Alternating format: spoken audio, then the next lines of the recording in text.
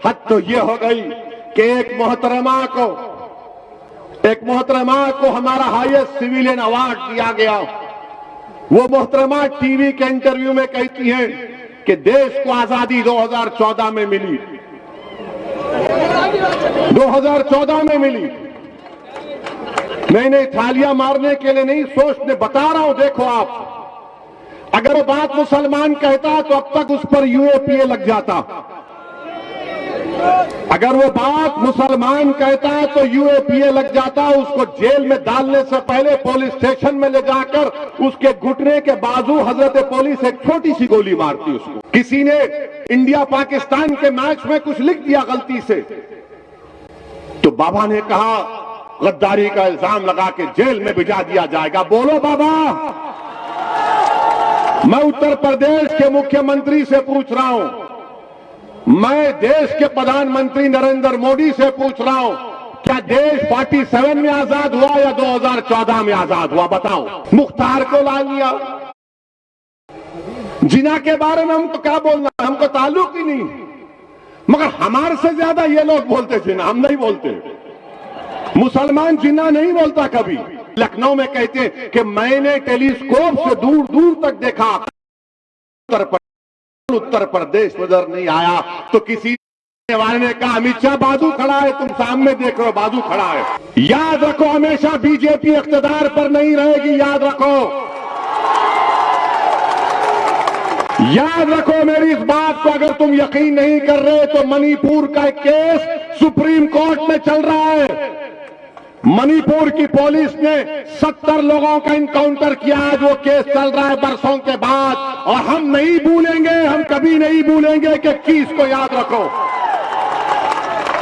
कोई नहीं, कोई जुल्म को नहीं भूला जाएगा। और अल्ताफ की जान ले ली गई। वो कासगंज के जिन पुलिस के ओहदेदारों को सस्पेंड किया गया वो नाकाफी है, उनको अरेस्ट होना चाहिए। 302 का मुकदमा लगना चाहिए,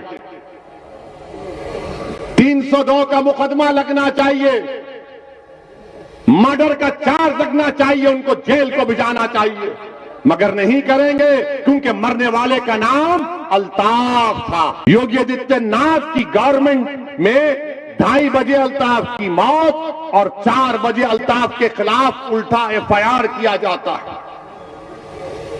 और अल्ताफ की मौत कौन की? एफआईआर में क्या लिखते हैं कि नामालूम पुलिस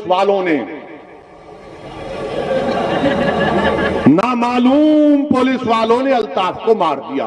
अच्छा, ये क्या आसमान से आए थे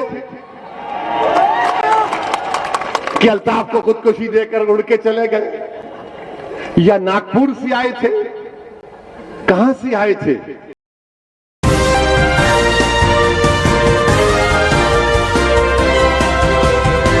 यही गुजारिश करने आया हूं कि उत्तर प्रदेश में आपको और हमको मिलकर मुत्तहिदा तौर पर अपनी एक सियासी क़यादत को बनाना है। अगर हम अपनी सियासी क़यादत को नहीं बनाएंगे तो याद रखिए, भारत की जमहूरियत की तल्ख़ हकीकत ये है कि जिस समाज के पास उसकी सियासी क़यादत होगी, लीडरशिप होगी, वही समाज से इंसाफ हुआ है, वही समाज ने अपने हुकूक को हासिल किया है। जब तक आप मुत्तहिद नहीं होंगे, अपनी सियासी लीडरशिप को नहीं बनाएंगे, हम अपने मसाइल को हल नहीं कर। मजलिस ने एक मेडिकल क़याम अमल में लाया, मजलिस ने इंजीनियरिंग कॉलेज का क़याम अमल में लाया, school of architecture, MBA, MCA और 2 बड़े अस्पताल मजलिस इत्तेहादुल मुस्लिमीन ने कायम किए। आप अंदाजा लगाइए कि उन अस्पतालों में सबसे कम पैसों में डिलीवरी होती है और सबसे कम पैसों में डायलिसिस भी का इलाज किया जाता है। जब कोविड की सेकेंड वेव आई तो सबसे कम पैसों में अगर हैदराबाद में अस्पतालों में किया जा रहा था। डेक्कन मेडिकल कॉलेज पूरे जुनूबी हिंदुस्तान में एक मुनफरिद मुकाम रखता है। यहाँ पर हर साल 150 से ज्यादा मुसलमान बच्चे डॉक्टर और डॉक्टर्स बनकर निकलते हैं। Engineering, MBA, MCA, school of architecture, pharmacy college, ये सब कैसे क़यामत में लाया गया? आपके पास सियासी ताकत थी तो आपने अपनी सियासी ताकत के बलबूते पर इदारों को कायम किया। ये तालीमी इदारे किसी एक खानदान के या किसी एक फर्द के नहीं है, और इंशाअल्लाह ताला ये सुबह क़यामत तक और इंशाअल्लाह रहेंगे। ये कौम और मिल्लत का असासा है जो हमारे बुजुर्गों ने अपनी मेहनत और अपनी कुर्बानी और आवाम ने अपने सियासी शऊर जब उनमें बेदार हुआ तो उन्होंने इन तालीमी इदारों को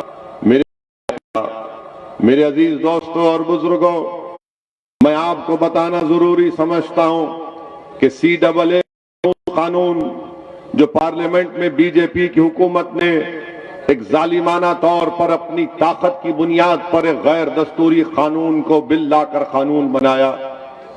तेलंगाना की असेंबली में हमने वहां की हुकूमत के सामने इस बात का मुतालबा किया और CAA कानून के खिलाफ तेलंगाना की असेंबली में बाज़ाब्ता एक करारदाद, रेजोल्यूशन पास की गई जिसमें आवाम से वादा किया तेलंगाना की हुकूमत ने, हम तेलंगाना में सेंसस करेंगे, NP और NRC नहीं करेंगे।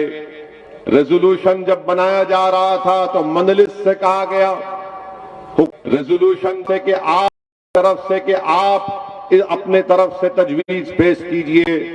रेजोल्यूशन बनाकर हमने हुकूमत को दिया, हुकूमत ने उसमें थोड़ी बहुत तरमीम की और पूरी तेलंगाना की असेंबली में इस रेजोल्यूशन को पास किया गया। कोई कह सकता है कि मंजलिस के 7 MLA थे तो मंजलिस ने तेलंगाना की असेंबली में CAA कानून के खिलाफ रेजोल्यूशन को पास किया, मगर मेरे अजीज दोस्तों और बुजुर्गों, हैदराबाद की बल्दियां में मंजलिस के 44, याद रखिए, अगर आपके पास सियासी ताकत होगी तभी आपके मसाइल हल होंगे। मैं ये नहीं कह रहा हूं कि तेलंगाना में मुसलमानों के पूरे मसाइल हल हो चुके हैं। मैं इतना आपके सामने खड़े होकर इस बात का जिम्मेदारी के साथ दावा कर सकता हूं कि हुकूमत अगर कोई मंसूबा बनाती है मुसलमानों के खिलाफ तो उसको 2-10 बार सोचना पड़ता है, क्योंकि वह जानते हैं कि मजलिस इत्तेहादुल मुस्लिमीन इसके खिलाफ सदा एहतजाज बुलंद करेगी। मेरे अजीज दोस्तों और बुजुर्गों, मेरी इज्जतदार माँ और बहनों, मैं उत्तर प्रदेश को इसलिए नहीं आया हूं कि मैं अपनी मकबूलियत में इजाफा करूं। मैं उत्तर प्रदेश को इसलिए नहीं आया हूं कि खुदा ना खास्ता मेरी अनानियत में और इजाफा हो। मेरे आने का मकसद सिर्फ यही है, और इंशाअल्लाह ताला जब तक अल्लाह सुब्हानहू ताला मुझे जिंदा रखेगा, मैं बार बार उत्तर प्रदेश को और भारत के कोने कोने में जाऊंगा, क्योंकि मेरा मानना यह है कि भारत की जमहूरियत, भारत का आईन जिसको बाबा साहिब अम्बेडकर ने बनाया, मुसलमानों को, दलितों को, आदिवासियों को इस बात की इजाजत देता है कि वो अपनी सियासी क़ियादत को बनाएं, और अब जब सियासी क़ियादत आपकी बनेगी तो आप अपने मुक़द्दर के फैसले आप खुद कर पाएंगे। मेरे अजीज दोस्तों और बुजुर्गों, यही काम करने के लिए हम मजलिस इत्तेहादुल मुस्लिमीन को उत्तर प्रदेश में उसका क़याम में लाया गया। हमारा मकसद यही है कि आज उत्तर प्रदेश में मुसलमान सबसे पिछड़ा क्यों है, आज उत्तर प्रदेश में मुसलमान कमजोर क्यों है, आज उत्तर प्रदेश में मुसलमानों पर जुल्म क्यों किया जाता है। मेरे अजीज दोस्तों और बुजुर्गों, इसकी बात सिर्फ यही जवाब इसका मिलता है कि आपकी एक सियासी क़ियादत नहीं है। आपने यकीनन अपने वोट से मुसलमानों को MLA बनाया, MP बनाया, विधानसभा भिजाया, पार्लियामेंट को, लोकसभा को भिजाया, मगर आपसे मैं ये दरख्वास्त करने आया हूं कि आप अपनी एक सियासी क़ियादत को बनाइए, अपनी लीडरशिप को बनाइए, ऐसी लीडरशिप को बनाइए जैसा चरण सिंह ने जाटों के लिए लीडरशिप को बनाई थी, ऐसी लीडरशिप को बनाइए जो मुलायम सिंह यादव ने यादवों के लिए बनाई, ऐसी लीडरशिप बनाइए जो बहन जी मायावती ने जाटवों के लिए बनाया। ऐसी लीडरशिप बनाइए कि बीजेपी ने आलाजाद के ब्राह्मण हो या बनिया हो उनके लिए एक सियासी प्लेटफॉर्म बना दिया। ऐसी लीडरशिप बनाइए कि अनुप्रिया पटेल है मगर कुर्मी उनको अपना लीडर मानते हैं। मेरे अजीज दोस्तों और बुजुर्गों, जब ये लोग ये काम करते हैं तो कोई इनसे नहीं कहता कि तुम्हारी वजह से फिरका परस्ती बढ़ रही है, तुम्हारी वजह से तनाव फैल रहा है। मगर मैं आपसे कहने आया हूं कि जब ये तमाम लोग अपनी अपनी सियासी लीडरशिप को बना सकते हैं और अपने समाज को फायदा पहुंचा सकते हैं तो क्या मायूब बात है कि उत्तर प्रदेश का 19% मुसलमान भी एक करवट ले और इस बात का तय कर ले कि इंशाअल्लाह ताला अब की बार हम अपनी सियासी क़यादत को बनाएंगे और अपने वोटों से अपने नुमाइंदों को कामयाब करेंगे। जब हर समाज अपने नुमाइंदे को कामयाब करके लखनऊ में विधानसभा को भी जा सकती है तो क्या उत्तर प्रदेश का मुसलमान अपने वोटों से अपने कैंडिडेट्स को कामयाब क्यों नहीं कर सकता? ये हो सकता है, ये जरूर होगा इंशाअल्लाह ताला। अगर मेरी जिंदगी में नहीं हुआ तो जरूर मेरी जिंदगी के बाद होगा। मगर मेरे अजीज दोस्तों और बुजुर्गों, आपने 75 साल इंतजार किया। आपने 75 साल में कई ऐसे असेंबली और पार्लियामेंट के इलेक्शन में आपने अपने वोट का इस्तेमाल किया। कभी आपको सब्ज बाग दिखाया गया, कभी आपसे झूठे वादे किए गए, कभी आपसे वादा किया गया था कि तुम्हारी मस्जिदों की हिफाजत की जाएगी, कभी आपसे वादा किया गया कि नौजवानों को बचाया जाएगा, कभी आपसे वादा किया गया कि तुम्हारी मां और बहनों की इज्जतों की हम हिफाजत करेंगे। हर इस पैमाने पर आप खुद फैसला कर लो कि जिसको आपने वोट दिया, जिसको आपने अपना मसीहा माना, जिसको आपने अपना नेता बनाया, मुख्यमंत्री बनाया, सांसद बनाया, वो कहां तक इन वादों पर उतरा। कभी अपने महल्लों में झांक कर देख लो कि क्या तुम्हारे घरों के अतराफ में, क्या आपके घर के अतराफ में अपने बच्चियों को पढ़ाने के लिए कोई स्कूल का माकूल इंतजाम है। कभी अपनी आंखों से देखो कि क्या तुम्हारे जिस महल्लों में तुम रहते हो वहां पर साफ पीने का पानी तुमको मुहैया किया जाता है। मेरे अजीज दोस्तों और बुजुर्गों, मैं जिम्मेदारी के साथ कह रहा हूं कि इन मसाइल पर कोई बात नहीं करता। हाँ, जब मजलिस आकर उत्तर प्रदेश में इस बात का मुतालबा करती है कि मुसलमानों की लीडरशिप को बनाएंगे तो तमाम पार्टीज मुत्तहिद हो जाती है, चाहे बीजेपी हो, समाजवादी हो, बीएसपी हो, कांग्रेस हो, और फिर हमारे ही सफों में ऐसे डरपोक लोग जो छुप कर बैठे हैं, जो अपना ईमान का सौदा कर चुके, जो बेजमीर हो चुके हैं, वो कहते हैं कि नहीं, ओवैसी जो बात कर रहा है वो टेंशन की बात कर रहा है। अरे मैं तुमसे पूछना चाह रहा हूं, मैं जमहूरियत को मजबूत करने की बात कर रहा हूं, मैं अपने वोट की कीमत और अहमियत को उसूल करने की बात कर रहा हूं, मैं ईमान को बेचने की नहीं, मैं ईमान की हिफाजत की बात कर रहा हूं, मैं मुस्तकबिल को रोशन करना चाहता हूं। ये मजलिस इत्तेहादुल मुस्लिमीन का पैगाम और नस्बुल ऐन रहा है। मेरे अजीज दोस्तों और बुजुर्गों, इस सियासी पैगाम को आपको समझना है। मजलिस के मुखालिफीन चाहे वो संघ परिवार के हों, अब ये संघ परिवार में भी एक आरएसएस ने मुस्लिम राष्ट्रीय मंच बनाया। मुस्लिम राष्ट्रीय मंच बनाकर उत्तर प्रदेश के मुसलमानों के पास जाकर उनसे कहते हैं कि आप क्यों लड़ना चाहते हो बीजेपी से, क्यों खामखा उनसे लड़ना चाहते हैं, आइए बैठकर बात कर लेंगे और इनको वोट डालिए। मैं उन लोगों से पूछना चाहता हूं आरएसएस से कि बताओ तुम्हारा जो ओथ है, जो आरएसएस के लोग जो कसम खाते हैं वो क्या है, बताओ, क्या वो संविधान के मुताबिक है? मैं जानता हूं तुम्हारा ओथ क्या है, तुम बताओ उसको। तुम इस मुल्क को एक हिंदू राष्ट्र बनाना चाहते हो, तुम इस मुल्क को एक मजहब का मुल्क बनाना चाहते हो, और आज आरएसएस के लोग जाकर इस तरह की बातें अवाम के दरमियान में करती हैं। बताओ आरएसएस वालों, क्या ये बात सच नहीं है कि गोलवालकर ने नहीं कहा था कि हमारा जो तिरंगा है वो 3 रंग का है, वो शुभ है? क्या नहीं कहा था अपनी ऑर्गेनाइजर मैगजीन में? क्या आरएसएस ने नहीं कहा था कि अंबेडकर का बना हुए संविधान को हम नहीं मानते, मनुस्मृति को मानते हैं? ये डॉक्यूमेंटेशन है। क्या गोलवालकर की किताब वी द पीपल डिफाइंड में नहीं लिखा गया कि मुसलमानों पर, ईसाइयों पर, कम्युनिस्टों पर भरोसा नहीं किया जा सकता? आज हिंदुत्व की बात कर रहे, हिंदुत्व का डेफिनेशन कहां से आया बताओ? 1980 तक कोई एक आरएसएस का लीडर का एक बयान बता दो जहां पे लफ्ज हिंदुत्व इस्तेमाल हुआ। श्यामा प्रसाद मुखर्जी से दीनदयाल उपाध्याय से लेकर 1980 के जमाने में सावरकर की हिंदुत्व की लिखी हुई किताब को लेकर हिंदुत्व की बात रखी गई। हिंदुत्व के माने क्या है जो सावरकर ने लिखे? सावरकर ने अपनी किताब में लिखा कि हिंदुत्व के माने ये है कि वो शख्स, और मुसलमानों के बारे में सावरकर ने क्या कहा कि मुसलमान भारत को मदरलैंड और होली लैंड नहीं मानते, इसीलिए ये इनका मुल्क नहीं है। ये हिंदुत्व के माने सावरकर ने अपनी किताब में लिखे। और ये लोग बात करते हैं कि सुप्रीम कोर्ट के चीफ जस्टिस जे.एस. वर्मा ने यह बात कही। Justice JS. वर्मा ने सावरकर की किताब का हवाला नहीं दिया, मैं दे रहा हूं, पूछो इस पर इनकार कर सकते क्या तुम? मेरे अजीज दोस्तों और बुजुर्गों, ये बात हम सामने रखते हैं तो हम पर तनकीद शुरू हो जाती है, हम पर इल्जामात की बौछार शुरू हो जाती है। मैं हिंदुस्तान के, भारत के नेशनलिज्म को मानता हूं। वो भारत के नेशनलिज्म में तमाम लोग शामिल हैं, जिसको अंग्रेजी का वर्ड है वो इंक्लूसिव है।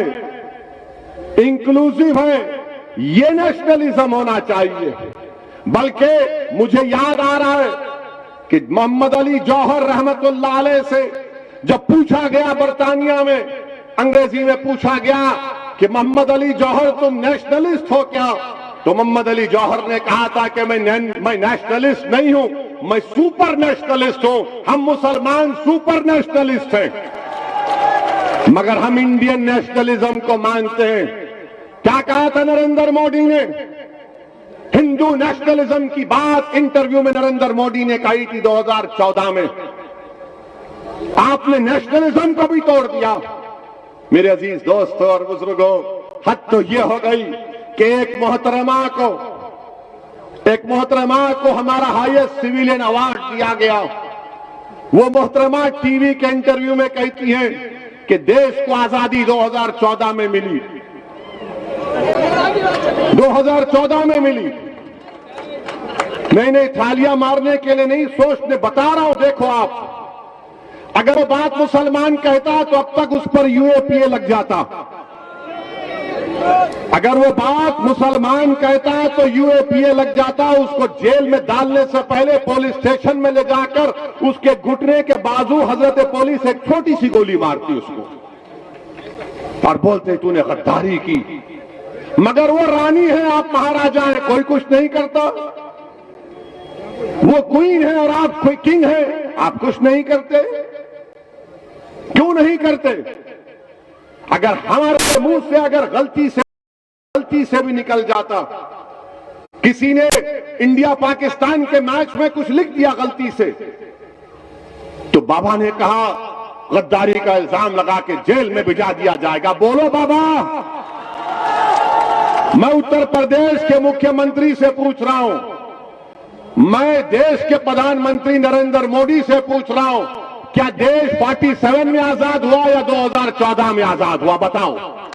और अगर यह गलत है तो क्या देश के प्रधानमंत्री और उत्तर प्रदेश के मुख्यमंत्री गद्दारी का इल्जाम लगाएंगे सेडेशन का? क्या सेडेशन सिर्फ मुसलमानों के लिए? क्या सेडेशन सिर्फ नौजवान तालिब इल्म और तुलबा के लिए? क्या सेडेशन किसके लिए फिर? और फिर इससे बढ़कर बात यह कि यह संविधान के खिलाफ है। कैसे खिलाफ है? भारत के संविधान में एक फंडामेंटल राइट्स है, हुकूक है और एक ड्यूटीज है। नरेंद्र मोदी बार बार बोलते हैं ड्यूटीज, अपना ड्यूटी निभाओ। नरेंद्र मोदी जी, पार्लियामेंट में बल्कि संविधान में लिखा है कि इस बात को हमको तालीम दी जा रही है संविधान के जरिए कि हर भारत के रहने वाले के लिए, नागरिक के लिए जरूरी है कि वो मुजाहिदीन आजादी की इज्जत करें। डायरेक्टिव प्रिंसिपल्स में लिखा गया। बताओ तुम क्यों खामोश हो? खाली एक बयान आ गया बीजेपी से कि इस बयान से हम नहीं मानते। नहीं मानते तो फिर हम जब बोलते हैं तो हम पर मुकदमा क्यों?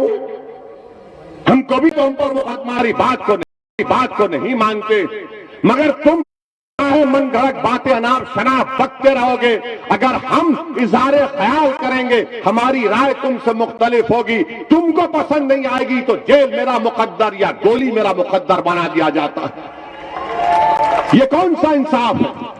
कल हम सुन रहे थे, मीडिया के दोस्त बात किए कि देश के वजीर दाखिला अमित शाह ने अपने आजमगढ़ की तकरीर में जैम का जिक्र किया।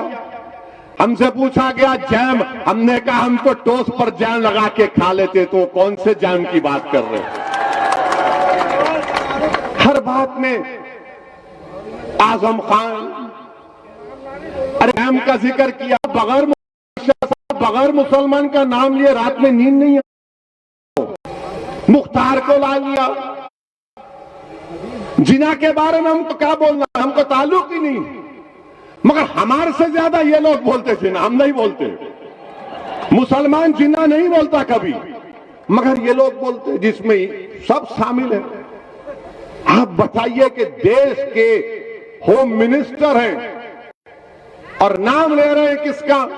हैदराबाद को भी आए थे, हैदराबाद को भी आकर बहुत हमारे बारे में तस्करा किया। हर जगह हैदराबाद जब कभी आते अमित शाह या तेलंगाना आते बोले ओवैसी ये। हमने कहा हाँ, पूरे भारत के अगर कोई लैला है तो उसका नाम असदुद्दीन ओवैसी है। सब मेरे मजनू है। इनको सुकून नहीं मिलता ना, इनको सुनिए, इनको सुकून नहीं मिलता। नाम लेना चाहिए मुसलमान का, नाम लेना चाहिए। अरे शिबली के नाम लेना था आजमगढ़ में, हजरत शिबली का नाम लेना था आजमगढ़ में, क्यों नहीं लिए? उन्होंने भी तो बहुत काम किया ना, तारीख बनाई इस मुल्क की, मगर इनको शिबली याद नहीं आया, इनको आजम याद आ गए। इनको कैफे आजमी याद नहीं आया, इनको मुख्तार याद आ गया।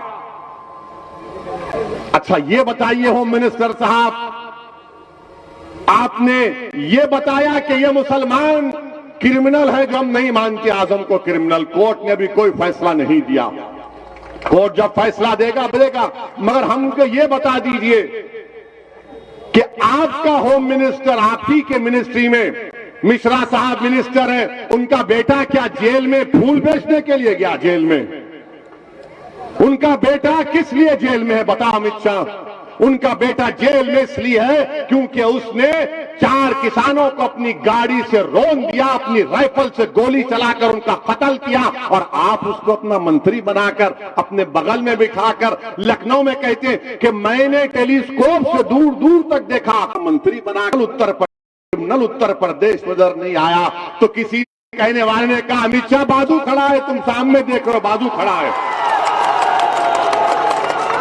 आप बताइए ये बीजेपी का मामला, पेट्रोल की कीमत आसमान को छू गई तो देश की जनता गरीबों की आंखों में धूल झोंकने के लिए थोड़े से पैसे कम कर दिए, 10 रुपये 20 रुपये। जब आप ये 20 रुपये कम कर सकते हैं तो आप 40-50 रुपये भी कम कर सकते हैं, क्यों नहीं करना चाह रहे आप? गरीबों का वोट लेंगे और गरीबों का खून भी चूसेंगे, और महंगाई गरीबों को मार रही है। गरीब परेशान है, मगर ये लोग क्या कहते हैं? जैम। अरे खाने को खाना नहीं है, तुम कौन से जैम की बात कर रहे हो? मेरे अजीज दोस्तों और बुजुर्गों, ये बीजेपी का, और फिर हर तरफ से आप देख रहे हैं कि यहां पर अलीगढ़ मशहूर है, ब्रास के स्टैचूज बनते हैं, ताले बनते हैं, मगर क्या ये बात सच नहीं है कि नोटबंदी ने, जीएसटी ने, लॉकडाउन ने तमाम कारोबार बर्बाद करके रख दिया। नोटबंदी ने, जीएसटी ने लॉकडाउन में बर्बाद कर दिया। वेल्डिंग का काम होता था, वेल्डिंग के काम के लिए उस सिलेंडर में ऑक्सीजन की जरूरत पड़ती।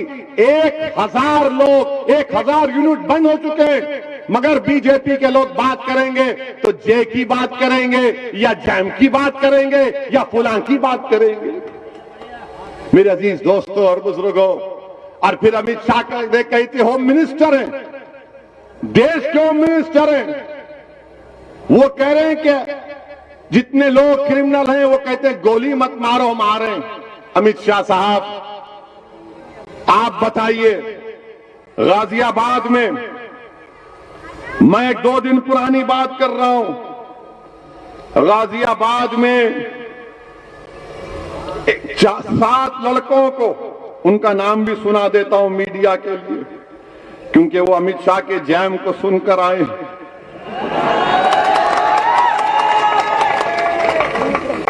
गाजियाबाद लोनी में मुस्तकीम, सलमान, मोनू, इंतजार, आरिफ, नाजीम और बोलो, इनको गाजियाबाद के स्टेशन इंचार्ज राजेंद्र त्यागी ने और वहां के इंस्पेक्टर ने ले जाकर इनके घुटनों के पास गोली मारी, छोटी सी, बड़ी नहीं, छोटी सी गोली मारी और कहा कि लोग गाय की स्मगलिंग कर रहे थे, गाय की।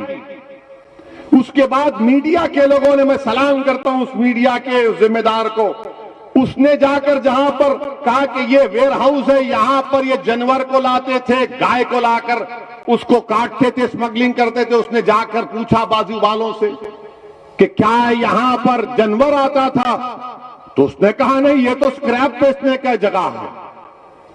जब सबने कह दिया कि कुछ नहीं आता था, ये तो स्क्रैप बेचने की जगह है, माने जहां पे इनकाउंटर हुआ वहां पर बाजू, तो फौरन योगी आदित्यनाथ की सरकार ने क्या किया, राजेंद्र त्यागी का ट्रांसफर कर दिया,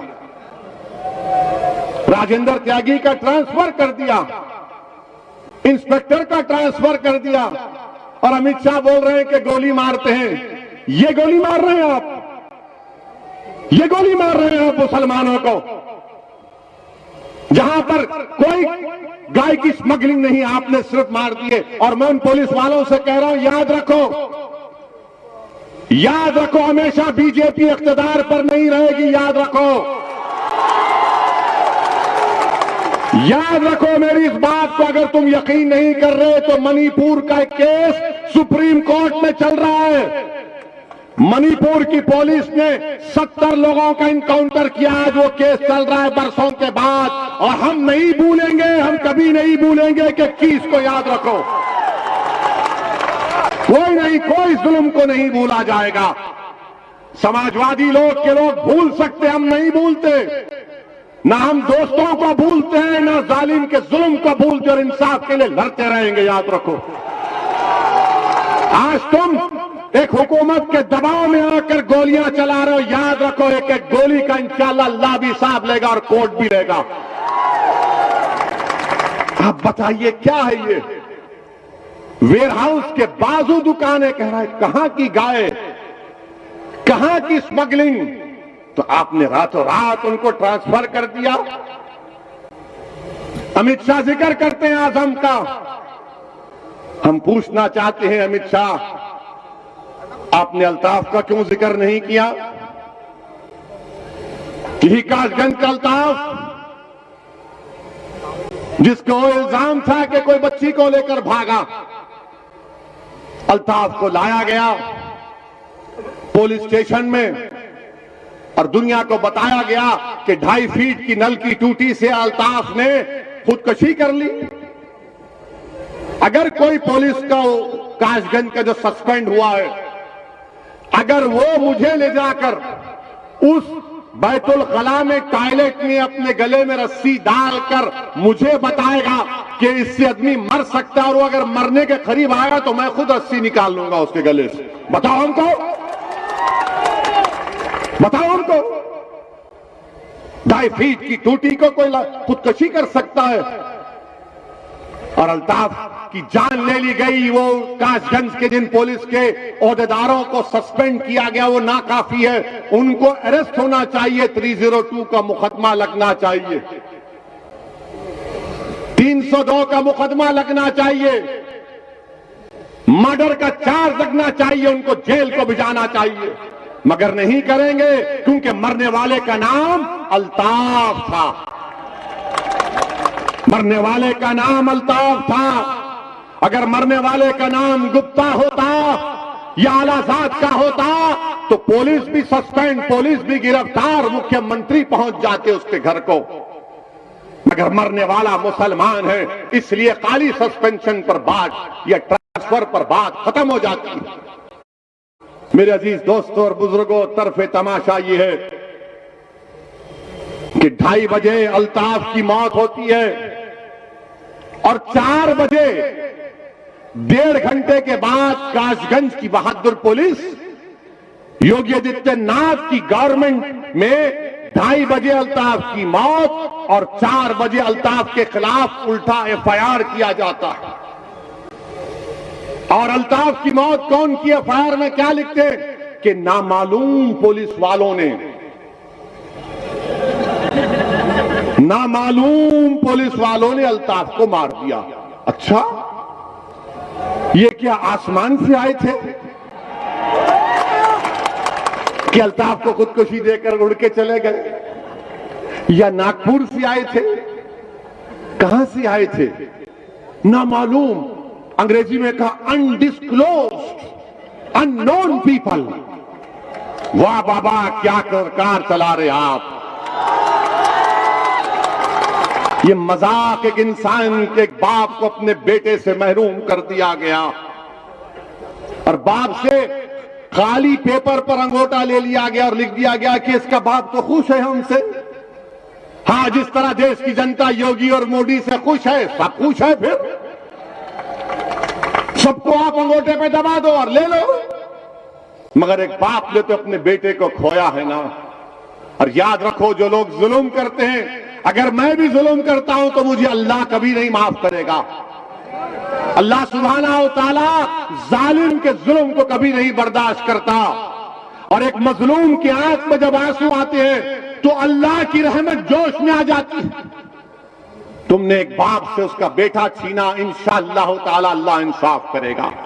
अल्लाह की लाठी में देर है, अल्लाह की लाठी में आवाज है, याद रखो। तुमको मालूम भी नहीं होगा, तुमको मालूम भी नहीं होगा जिन्होंने अल्ताफ को मारा, जो जुल्म कर रहे हैं, चाहे किसी मजहब के हो, डरो अल्लाह से, डरो कुदरत के निजाम से। जुल्म करने वालों, फिरौन भी जुल्म किया, नमरूद भी जुल्म किया, यजीद भी किया, मगर इनका जुल्म खत्म हो गया। दुनिया में नाम हक का था, हक का रहेगा। दुनिया ने मजलूमों को इंसाफ दिला और इंसाफ मिलेगा इंशाअल्लाह ताला। मेरे अजीज दोस्तों और बुजुर्गों, और फिर आप ये भी देखते हैं कि लोग बार बार मुझसे कहते हैं कि सेकुलरिज्म की बात, लोग बार बार कहते हैं कि असदुद्दीन ओवैसी तुम सेकुलरिज्म को कमजोर करना चाहते हो। मेरा उनसे एक सवाल है, जरा ये बता दो कि जब 3 अक्टूबर को आमिर खान ठेला बंडी पर अपने कपड़े बेच रहा था तो 2 लोग आकर उसको मारते हैं कि कहा ये नारा लगाओ जेएसआर का, उसने नहीं लगाया तो उसको मारा और पीटा गया। फिर एक लड़का है नियाजी, फरमान नियाजी, बरेली का अलीगढ़ से जा रहा है ट्रेन में। ये देख लिए उसको ये लोग जो मुसलमानों से नफरत करते हैं, बल्कि मुसलमानों से नहीं बल्कि भारत से नफरत करते हैं। वो भारत के संविधान से नफरत करते हैं, वो भारत के प्लुरलिज्म, डाइवर्सिटी, भाईचारगी से मोहब्बत नहीं करते, नफरत करते हैं। उन्होंने इस फरमान नियाजी से कहा, तेरे चेहरे पे दाढ़ी क्यों है, तू कुर्ता पैजामा क्यों पहना हुआ है, और जब उस बच्चे ने कुछ नहीं कहा तो उसके कपड़े फाड़ दिए। पूरी ट्रेन में कंपार्टमेंट में हो रहा है ये, किसी अलीगढ़ के किसी गली कूचे में अंधेरे में नहीं हो रहा है, ट्रेन में हो रहा है। इसको मारा और पीटा गया, इसके ऐनक को तोड़ दी गई और ट्रेन में सब बैठने वाले बैठकर तमाशा देख रहे हैं। किसी में इतनी हिम्मत नहीं हुई कि क्या कर रहा है तो बच्चे को छोड़ दे। ये नफरत है, ये नफरत है ना। अगर हम किसी को देखते हैं कि अगर गली के कुत्ते को कोई मारता है तो कहे मत कर ये हरकत। आप ये देखते हैं और आकर मुझे सेकुलरिज्म की तालीम देते हैं। कौन से सेकुलरिज्म की तुम बात करते हो मेरे सामने? कौन से? वो जो हरियाणा का बच्चा आज से 4 साल पहले हाफिज कुरान, जिसने कुरान को तरावी मुकम्मल करके ईद की तैयारी के लिए नए कपड़े लेकर दिल्ली को जा रहा था, तो ट्रेन के कंपार्टमेंट में उसको चाकू से मारा गया, उसके भाई को। वो सेकुलरिज्म जो ट्रेन के कंपार्टमेंट से निकलता, प्लेटफॉर्म पर कोई उठा नहीं सकता, उसका भाई जख्मी हालत में अपने भाई को 20 सीढ़ियां उठाकर लेकर जाता है, दम तोड़ देता है। वो सेकुलरिज्म। इसके बाद भी अगर मैं इसलिए कह रहा हूं, आपको कह रहा हूं, मैं मुखातिब भारत के मुसलमानों से हूं। मैं मुखातिब कोई सेकुलर पार्टी या बीजेपी आरएसएस से नहीं हूं। मैं मुखातिब आपसे हूं। अगर मेरी एक बात गलत है तो आप मुझे पकड़ लीजिए। इसीलिए मैंने कहा कि भारत के संविधान में जो सेकुलरिज्म है मैं उसको मानता हूं। मैं सियासी सेकुलरिज्म को अपनी जूती की नोक पर भी नहीं रखता हूं। भारत का सेकुलरिज्म संविधान का अलग है, जो हमारे मुजाहिदीन आजादी ने ख्वाब देखा था, जो वो खुद उस पर अमल करते थे। मगर ये सियासी पॉलिटिकल सेकुलरिज्म धोखे के लिए इस्तेमाल होता है। बताइए आप मेरे अजीज दोस्तों और बुजुर्गों, यह सेकुलरिज्म है कि उत्तर प्रदेश में कितने लोगों को गोली मारी गई? क्रिमिनल अगर पकड़े गए तो 31% गोली मारी गई, एनकाउंटर हुआ। क्या यह सेकुलरिज्म है कि उत्तर प्रदेश में मुसलमानों का लिटरेसी रेट 58% है? यह सेकुलरिज्म है। और मुस्लिम खवातीन का, महिलाओं का 50% है। यह सेकुलरिज्म है। तुम इस सेकुलरिज्म के नाम पर दोगे वोट? किस बुनियाद पर आप वोट देंगे बताओ मुझे। यह सेकुलरिज्म है कि हाई स्कूल में खाली मुसलमानों के 3% बच्चे, ग्रेजुएशन में सिर्फ 2% बच्चे, यह सेकुलरिज्म के नाम पर आप वोट देंगे? किस बुनियाद पर आप वोट देंगे? अगर उत्तर प्रदेश और भारत का मुसलमान इनका वोट देंगे और नहीं करेगा, यह आदाद शुमार को गौर करके एक सही फैसला लो। आपने तो कसम खा ली है। हम जिस मिलते हैं तो बोलते हैं असद साहब आप बहुत अच्छा बोलते हैं, पार्लियामेंट में दबा कर बोलते हैं, टीवी पर बहुत अच्छा बोलते हैं। हम जब आप टीवी पे आते हैं, हम लोग सब घर के लोग बैठकर देखते हैं। मैंने पूछा क्या मैं कोई गुलकार हूं कि आप मुझे देखकर मेरे गाना सुनने के लिए बैठते हैं? आप बहुत अच्छी तकरीर करते तो क्या करूं, गाना गाऊं, हारमोनियम लाऊं नेक्स्ट टाइम? मेरे अजीज दोस्तों और बुजुर्गों, आपको बेदार होना है। जिस दिन आप बेदार हो जाएंगे, आपके वोट की अहमियत भी नहीं है। मैं कह रहा हूं आपको, उत्तर प्रदेश में मुसलमानों की वोट की कोई अहमियत नहीं है, कीमत नहीं है। अगर तुम्हारे वोट की कीमत और अहमियत होती तो अमित शाह ये जबान इस्तेमाल नहीं करते। अगर तुम्हारे वोट की कीमत होती तो आजम खान जेल में नहीं होते। अगर तुम्हारे वोट की कीमत होती तो तुम्हारे बच्चे स्कूलों में होते। तुम्हारे वोट की कीमत होती तो तुम पर गोलियां नहीं चलाई जाती, तुम पर फूल बरसाए जाते। अगर तुम्हारे वोट की कीमत होती तो तुम्हारे बच्चे ग्रेजुएट होते, हमारी बच्चियां पढ़ती। तुम्हारे वोट की कीमत होती तो तुम्हारे मस्जिदों की हिफाजत होती। तुम्हारे किसी भी वोट की कीमत और अहमियत नहीं रही। अब इसकी अहमियत और कीमत को अगर जिंदा करना है तो सियासी क़यादत को पैदा करो। हां, अगर तुम खुश हो कि मैं अगयार के चौखट पर जाकर सर झुकाऊंगा।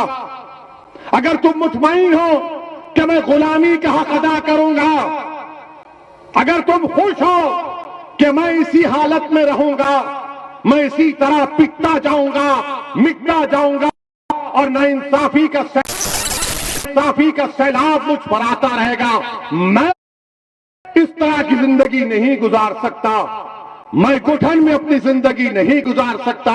मुझे सांस लेने की आदत है, मुझे खुली जहन चाहिए, खुला एटमॉस्फेयर चाहिए। जमहूरियत में मुझे अपना हक चाहिए, मुझे मेरी आवाज उठाने का हक चाहिए। मैं अपना हक चाहता हूं, पार्लियामेंट हो या उत्तर प्रदेश की विधानसभा हो, मैं चाहता हूं कि मेरी आवाज को सुना जाए, मेरे मसाइल को हल किया जाए। मेरे अजीज दोस्तों, मैं ये बहुत नारे सुन रहा हूं, पिछले 10-12 साल से नारे सुन रहा हूं। इन नारों को वोट में तब्दील करो, इन नारों को वोट में तब्दील करो। सिर्फ नारे लगाकर आंख में दो आंसू लाकर पोंछ लिए और उसके बाद सुबह उठते कि भैया कैसे अच्छे आ गए। नहीं मेरे भाई, करवट लेना है आपको, एक फैसला लेना है आपको। और अलीगढ़ में आप देख रहे हैं सीवरेज लाइन का इंतजाम नहीं, पीने के पानी का साफ इंतजाम नहीं, ट्रैफिक जाम लगा रहता है। मगर अमित शाह को वो जाम की फिक्र है, अलीगढ़ के ट्रैफिक जाम की फिक्र नहीं है। अलीगढ़ के ट्रैफिक जाम की फिक्र नहीं है। अब बोले फिगर जाम है अलीगढ़ में, आ रहने दे वो जाम, हम वो जाम करेंगे, हम वो जाम पे बोलेंगे। मेरे अजीज दोस्तों और बुजुर्गों, ये जो अपने यहां मजलिस को गाली देते हैं, मजलिस पर इल्जाम लगाते हैं कि मजलिस वोट डिवाइड करती है। सुना होगा ना आपने कि इलेक्शन लड़ेंगे वोट डिवाइड करते। हम जहां कहीं टीवी चैनल पे जाते हमको पूछा जाता है, ऐसा पूछते हैं जैसा कि कोई दामाद ससुराल के घर को आता है। जब जाता है ना बेटा घर को अपने ससुराल में, तो ससुर साहब बैठ के पूछते बेटा खुश, तो ससुर साहब हमसे वही सवाल होता है, लड़ेंगे तो वोट डिवाइड हो जाएंगे, हम लड़े तो वोट डिवाइड होंगे। तो क्या हुआ था 2019 में? 75% मुसलमानों ने समाजवादी और बहुजन समाज पार्टी को वोट दिया। आपने दिया नहीं दिया? अलीगढ़ से आपने बीजेपी को वोट दिया? डर रहे क्यों? वोट दिया क्या? आपने समाजवादी को दिया, बीएसपी को दिया ना? हाथ उठाइए। अरे पूरे उठाओ यार। फिर कैसे जीता? हम आए थे क्या? हमारी रूह आके या हमारे अजिन्नात आकर आपको कान में फूंक कर बोले मत दो वोट? कैसे हुआ फिर? 75% मुसलमानों ने उत्तर प्रदेश में 2019 में समाजवादी और बीएसपी को वोट दिया। कितने जीते? खाली 15 लोकसभा, सिर्फ 15। अब कौन जिम्मेदार है इसका? हम जब बोलते हैं कि हिंदू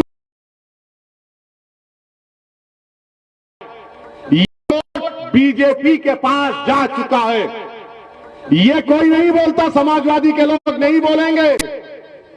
वो बोलेंगे ओवैसी आ रहा है, देखना भैया तुम्हारे वोट काटने आ रहा है। ये नहीं बोलेंगे कि हिंदू वोट पास चला गया, वो हमारे हिंदू भाई, उनका इख्तियार। समाजवादी पार्टी के 3 परिवार के लोग इलेक्शन हार गए, तो क्या तुमने उनकी जबान से सुना कि समाजवादी ने कहा कि हम हिंदू वोट से हार गए? कभी सुना आपने? मगर जब हम खड़े होते हैं तो इनको लगता है कि भाई ये एक दीवाना आया है हैदराबाद से, ये कुछ कर जाएगा। अगर तुम अच्छे होते तो मैं आता ही नहीं उत्तर प्रदेश को। तुम अगर नाइंसाफी नहीं करते तो हम आते ही नहीं थे। हम तो हैदराबाद के उन्हीं चबूतरों पर बैठकर ईरानी चाय पीकर खुश रहते थे। मगर तुमने हमको बुलाया है, तुम्हारे जुल्म ने, तुम्हारी नाइंसाफी ने हमको बुलाया है। और इंशाअल्लाह ताला जब अल्लाह के जात पर तवक्कल करके हमने कदम और फैसला लिया है तो अब पीछे हटने का सवाल नहीं, उत्तर प्रदेश नहीं पूरे भारत में जाएंगे। मेरे अजीज दोस्तों और बुजुर्गों, 2019 का चुनाव, फिर 17 का असेंबली इलेक्शन, अखिलेश और कांग्रेस मिल गए तो गाना चलाया था, यूपी को इन दो लड़कों का साथ बहुत पसंद है।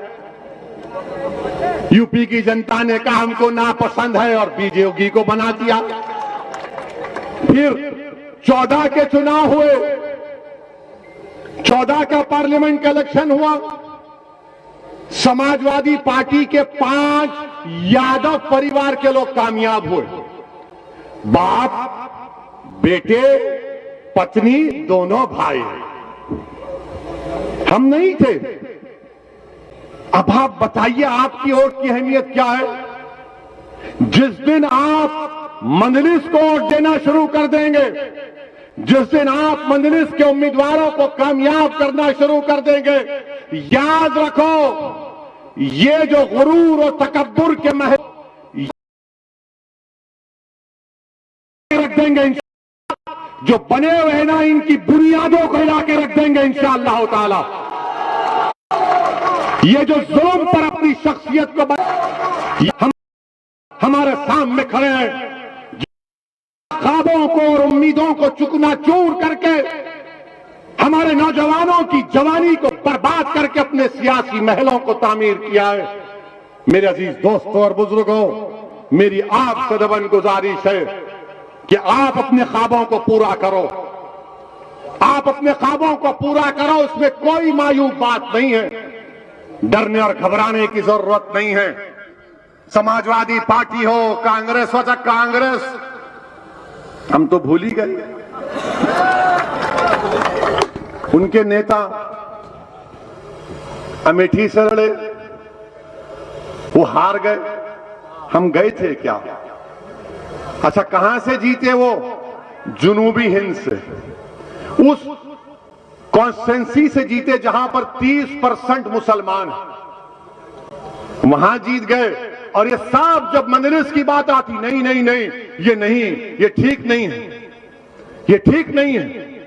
कांग्रेस पार्टी का ये हाल है, समाजवादी पार्टी का ये हाल है, मगर सब के सब चौधरी बने हुए सेकुलरिज्म के, और सब ये समझते हैं कि मुसलमान कहां जाएगा हमको छोड़कर, मुसलमान कहां जाएगा हमको छोड़कर। मेरे अजीज दोस्तों और बुजुर्गों, मैं आपको ये नहीं कह रहा हूं कि उनको छोड़कर मुझे अपना लो, मैं आपसे कह रहा हूं कि अपने आप को अपना लो, अपने आप को अपना लो, अपने बारे में सोचो। अब याद रखो मेरी इस बात को, ये जो फिरका परस्ती, ये फैशिज्म, ये मुसलमानों से नफरत की जो अंधेरे की रात है, ये रात लंबी रहने वाली है। उत्तर प्रदेश के अजीज लोगों, याद रखो, ये रात लंबी रहने वाली है। अगर तुम ये उम्मीद लगाकर बैठे हो कि इस अंधेरी रात में कोई सेकुलर पार्टी का आदमी चिराग लेकर आएगा, नहीं लेकर आएगा। इस अंधेरी रात में अगर तुम ये गलत सोच रहे हो कि कोई शमा जलाकर मेरे घर को आएगा, नहीं, तुमको इस अंधेरे में अपनी शमा को जलाना पड़ेगा, अंधेरे में अपनी को नहीं, को तुमको छांटना पड़ेगा। इस अंधेरे में तुमको एक ताकत बन के उभरना पड़ेगा, और वो अंधेरे का तेल तुम्हारा इत्तेहाद होगा, तुम्हारे आंसू होंगे, तुम्हारी ताकत होगी, और होगी इंशाअल्लाह ताला। मेरे अजीज दोस्तों और बुजुर्गों, मैं अपने बुजुर्गों से अपील कर रहा हूं कि आपने अपनी जवानी को इन तमाम नाम निहाद सेकुलर पार्टियों पर कुर्बान कर दिया। मेरी उन बुजुर्गों से अदबन गुजारिश है, आप सोचो आपने क्या हासिल किया, आपने क्या हासिल किया? क्या आपके ख्वाबों को की ताबीर हुई? क्या आपकी उम्मीदों पर वो उतरे? हमसे क्या वाले नहीं, आपने क्या आने वाले नहीं, हम एटीएम की मशीन नहीं है मुसलमान, इलेक्शन आ गया और एटीएम में जाओ और डालते रहो वोट। नहीं, वोट डालो मगर अपने आप को डालो, अपनी ताकत को दिखाओ। तुम्हारी ताकत तुम कैसे दिखाओगे? आज यूएपीए का कानून बन गया, कांग्रेस और समाजवादी ने साथ दिया। मेरे अजीज दोस्तों और बुजुर्गों, मेरी आपसे गुजारिश है कि एक जरूर इस बात पर गौर करिए कि महाराष्ट्र में जो तशद्दुद हुआ वो नहीं होना चाहिए था। मैं तशद्दुद के खिलाफ हूं और रहूंगा। अब यहां पर भी बाज लोग वो साजिश कर रहे हैं, जज्बात में मत आइए, होश से काम करिए। अगर कोई हमारे जज्बात को ठेस पहुंचाता है तो पुलिस में जाकर कंप्लेन दीजिए। अगर थाने में एफआईआर नहीं दिया जाता तो कंप्लेन का एक्नॉलेजमेंट लीजिए। अगर एक्नॉलेजमेंट भी नहीं दिया जाता तो उस थानेदार को ईमेल करके उसको रिकॉर्ड में महफूज रखिए, मगर कानून को अपने हाथ में मत लीजिए। तशद्दुद होने मत दीजिए। अपने आप को बचाओ। हम अपने बच्चों को बचाएंगे, उनको लीडर बनाएंगे, उनको कायद बनाएंगे। और हमारी कोशिश और ख्वाहिश यही है कि उत्तर प्रदेश में आपकी एक सियासी ताकत बने। मैं यही गुजारिश करने आपसे आया हूं और मैं आपसे वादा करके जा रहा हूं, मैं आपसे वादा करके जा रहा हूं कि इंशाअल्लाह ताला मेरी ये दीवानगी, मेरे अल्फाज, मेरी ये जबान जब तक अल्लाह जिंदा रखेगा मैं आता रहूंगा।